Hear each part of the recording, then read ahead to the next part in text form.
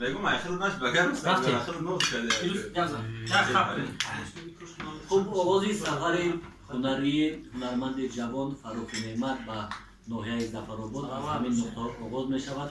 و چند لحظه پیش ما به ناحیه ظفرآباد آمده رسیدیم. هرچند راهها پست و بلند و چوبی و هموار و ناهموار بودند و انشاءالله بعد از خوردن همین چای یک شام دیگر ما در اینجا قرار میگیریم و روز دیگر بعد از نصف روزی برنامه کنسرتی فروخ نعمت در بنای قصر فرهنگی ناحیه ظفرآباد برگزار میگردد.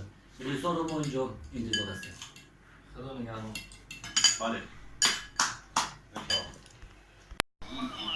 Baristod Nazim Beklet Rahim Production بله. Mahine Madina Pişta.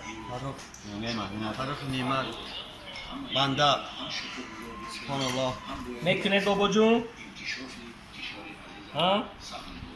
تیاری به ظفرآباد باستانی رفتن داریم تا دیدن دیدار